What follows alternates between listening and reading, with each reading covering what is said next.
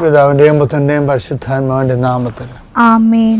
അമ്മേ പരിശുദ്ധമേ, അമ്മേ പരിശുദ്ധമേ, ദൈവമാതാവേ, കൃപാസനത്തിലൂടെ ഞങ്ങൾക്കും ഞങ്ങളുടെ ദേശത്തിനും അമ്മ മധ്യസ്ഥം തേടി തന്ന എല്ലാ അനുഗ്രഹങ്ങൾക്കും കൃപകൾക്കും ഞങ്ങളിപ്പോൾ ഹൃദയം നിറഞ്ഞ നന്ദി പറയുന്നു. അമ്മേ പരിശുദ്ധമേ, ദൈവമാതാവേ, 2004 ഡിസംബർ 7 ഉച്ചകഴിഞ്ഞ് 2:30 കൃപാസനത്തിൽ സംഭവിച്ച അമ്മയുടെ പ്രത്യക്ഷപ്പെടലിനെ കുറിച്ച് തിരുസഭയ്ക്ക് സമർപ്പിച്ചിരിക്കുന്ന പഠനരേഖകളുടെ മേൽ സഭാത്മകമായ പഠനം ആരംഭിക്കുവാൻ ഞങ്ങൾ പ്രാർത്ഥിക്കുന്നു.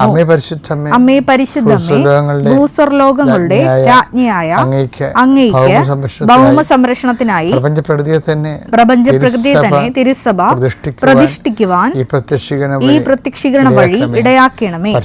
പരിശുദ്ധമ്മേ, ജപമാല മാതാവേ, സകല കൃപാസനം പ്രാർത്ഥനകളോടും ചേർത്ത് ഞങ്ങളിപ്പോൾ പ്രാർത്ഥിക്കുന്ന ഈ കുടുംബത്തിന്റെ പ്രത്യേക നിയോഗം പറമക്കളെ.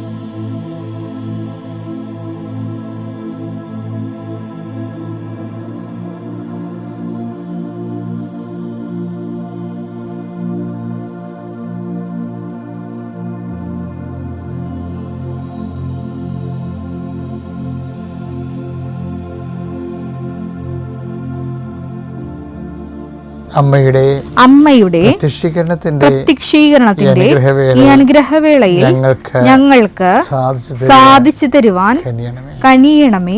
വിശ്വാസ പ്രമാണം. സർവശക്തനായ പിതാവും ആകാശത്തിന്റെയും ഭൂമിയുടെയും സൃഷ്ടാവുമായ ദൈവത്തിൽ ഞാൻ വിശ്വസിക്കുന്നു. അവിടുത്തെ ഏകപുത്രനും ഞങ്ങളുടെ കർത്താവുമായ ഈശോ മിശിഹായിലും ഞാൻ വിശ്വസിക്കുന്നു. ഈ പുത്രൻ പരിശുദ്ധാത്മാവിനാൽ ഗർഭസ്ഥനായി കന്യകാമറിയത്തിൽ നിന്ന് പിറന്ന് പൊന്തിയോസ് പീലാത്തോസിന്റെ കാലത്ത് പീഡകൾ സഹിച്ച് കുരിശിൽ തറയ്ക്കപ്പെട്ട് മരിച്ച് അടക്കപ്പെട്ട് പാതാളങ്ങളിൽ ഇറങ്ങി മരിച്ചവരുടെ ഇടയിൽ നിന്ന് 3-ാം നാൾ ഉയർത്ത് സ്വർഗത്തിലേക്ക് എഴുന്നള്ളി സർവശക്തിയുള്ള പിതാവായ ദൈവത്തിന്റെ വലതുഭാഗത്തിരിക്കുന്നു. അവിടെ നിന്ന് ജീവിക്കുന്നവരെയും മരിച്ചവരെയും വിധിക്കുവാൻ വരുമെന്നും ഞാൻ വിശ്വസിക്കുന്നു. പരിശുദ്ധാത്മാവിലും ഞാൻ വിശ്വസിക്കുന്നു. വിശുദ്ധ കത്തോലിക്കാ സഭയിലും പുണ്യവാന്മാരുടെ ഐക്യത്തിലും പാപങ്ങളുടെ മോചനത്തിലും ശരീരത്തിന്റെ ഉയർപ്പിലും നിത്യമായ ജീവിതത്തിലും ഞാൻ വിശ്വസിക്കുന്നു. ആമേൻ.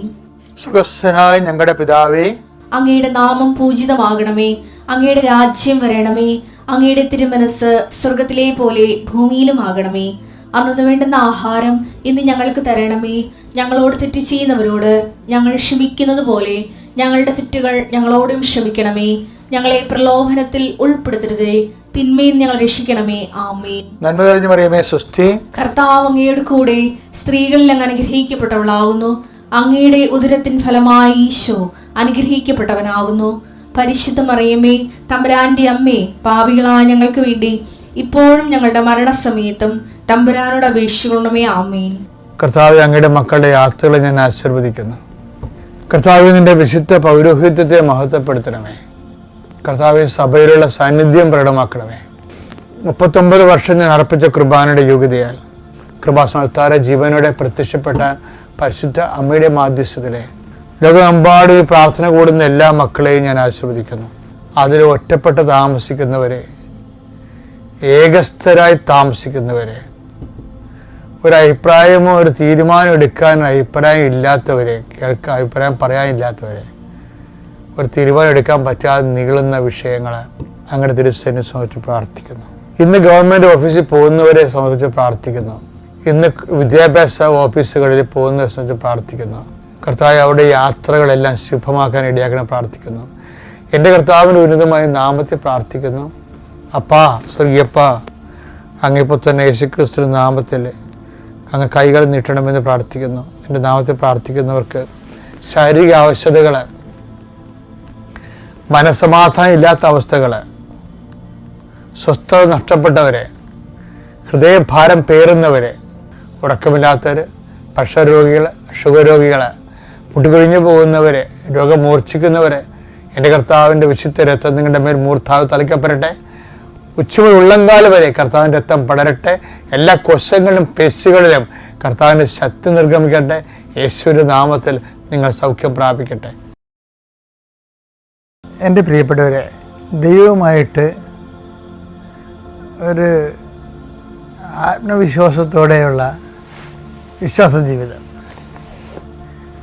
വിശ്വാസ ജീവിതത്തിന് തന്നെ പല ആൾക്കാർക്കും ആത്മവിശ്വാസമില്ല.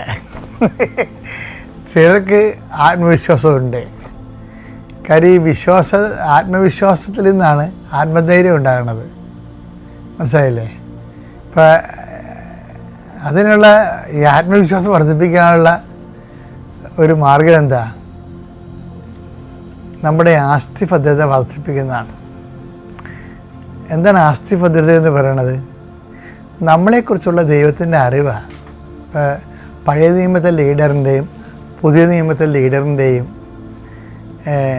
ഒരു മൗലികമായ ഒരു കോമൺ ഫാക്ടറുണ്ട്.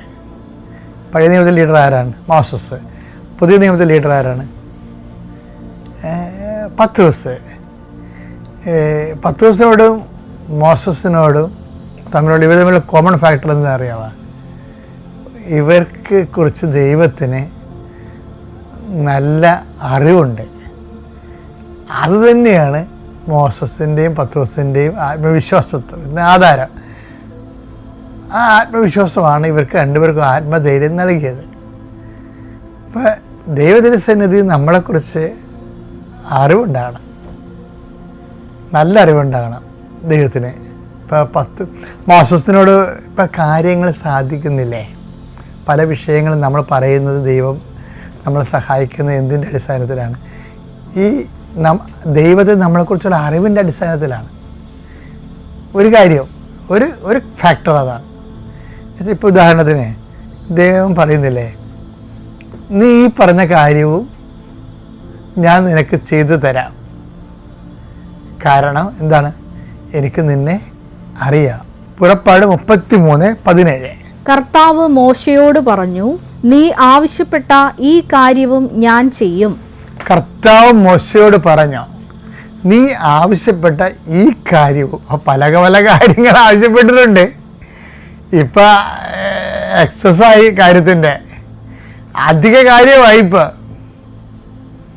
അപ്പം ഈ അധിക കാര്യമാണെങ്കിൽ പോലും ഞാൻ നിനക്ക് ചെയ്തു തരാം. കാരണം എന്താണ്? എന്തെന്നാൽ നീ എന്റെ പ്രീതി നേടിയിരിക്കുന്നു. നിന്നെ എനിക്ക് നന്നായി അറിയാം. ഇപ്പൊ രണ്ട് കാര്യങ്ങൾ. അതായത് ദൈവത്തിന് അറിയാവുന്നതിൻ്റെ അടിസ്ഥാനം എന്താണ്? ദൈവത്തിൻ്റെ കൃപയ്ക്ക് പാത്രമാകണതാണ്. അപ്പം ദൈവത്തിൻ്റെ കൃപയ്ക്ക് പാത്രമാകുന്ന കുറേ കാര്യങ്ങൾ മോസസിൻ്റെ നിലപാടിലും നയത്തിലും സമീപനത്തിലുമൊക്കെ ഉണ്ട്. അതാണ് ഇങ്ങനെ ലീഡറാക്കണതിൻ്റെ കാരണം. അപ്പം അതിൻ്റെ അകത്ത് ഒരു കാരണത്തിന് കഴിഞ്ഞാൽ ഇപ്പോൾ അബിമലേക്കും അവരുടെ യുദ്ധമില്ലേ, പുറപ്പാട് 17 യുദ്ധം. അപ്പോൾ മോസസ് പ്രാർത്ഥനയെ യുദ്ധം പോലെ തന്നെയാണ് കാണുന്നത്. ജോഷുവനെ യുദ്ധം ചെയ്യാൻ വിടുന്ന പോലെ തന്നെയാണ് മോസസ് പ്രാർത്ഥനയെ കാണുന്നത്. താഴ്വാരങ്ങളിൽ ജോഷുവ യുദ്ധം ചെയ്യുമ്പോൾ മലമുകളിൽ മോസസ് യുദ്ധം ചെയ്യും. എന്താണ്? കൈ ഉയർത്തിപ്പിടിച്ച് നിന്നാണ് യുദ്ധം ചെയ്യും. പ്രാർത്ഥനാ ജീവിതത്തിന് ഒത്തിരി പ്രാധാന്യം കൊടുത്ത ഒരാളാണ് മോസസ്. പക്ഷേ അത് എൻ്റെ കാരണം എന്ന് വെച്ച് കഴിഞ്ഞാൽ not by merit but by grace. അതുകൊണ്ട് മോസസ് എന്ന് പറയുന്നുണ്ട് പുറപ്പാട് 14:14 കർത്താവ് നിങ്ങൾക്ക് വേണ്ടി യുദ്ധം ചെയ്യും, നിങ്ങൾ മൗനമായിരുന്നാൽ മതി. പുറപ്പാട് 17:11 മോശ കരങ്ങളുയർത്തി പിടിച്ചിരുന്നപ്പോഴെല്ലാം അപ്പൊ യുദ്ധം ചെയ്യണത് യുദ്ധമാണത്. എന്താണ്? മോസസ് യുദ്ധം ചെയ്തപ്പോഴെല്ലാം, പ്രാർത്ഥിച്ചപ്പോഴെല്ലാം എന്നുള്ള രീതിയിലാണ് പറയണത്. മോസസ് കരങ്ങൾ ഉയർത്തി പിടിച്ചപ്പോഴെല്ലാം ഇസ്രായേൽ വിജയിച്ചുകൊണ്ടിരുന്നു. കരങ്ങൾ താഴ്ത്തിയപ്പോൾ അമലേക്യർക്കായിരുന്നു വിജയം. ഇത് ജോഷുവായും ഇത് അംഗീകരിക്കുന്നുണ്ട്. കാര്യം വാളുകൊണ്ടല്ല ഇസ്രായേൽ യുദ്ധം ചെയ്യണത്, കർത്താവിൻ്റെ വചനം കൊണ്ടാണെന്ന് ഉള്ള ഈ ആശയം യുദ്ധം ചെയ്യുന്ന ആളിനുമുണ്ട്. അതുകൊണ്ടാണ് അഹ്റോനും ഹൂറും മോസസിന് ഒരു കല്ല് നീക്കിയിട്ട് കൊടുത്തിട്ട് അപ്പുറത്ത് ഇപ്പുറത്ത് നിന്നുകൊണ്ട് മോസസിൻ്റെ കൈകൾ സ്വർഗത്തിലേക്ക് ഉയർത്തിപ്പിടിച്ചുകൊണ്ട് നിൽക്കണത്. എന്തൊരു കാഴ്ചയാണെന്നറിയാവോ? നമ്മളൊരു ജന്മം പറഞ്ഞാൽ തീരത്തില്ല അതിൻ്റെ ഊർജ്ജമെന്ന്. അത്രയ്ക്ക് ഊർജ്ജസ്രോതസ്സാണ് ആ സംഭവം. അത്യപൂർവ ദൈവാനുഭവങ്ങൾ ഇനി നിങ്ങൾക്കും സ്വന്തം.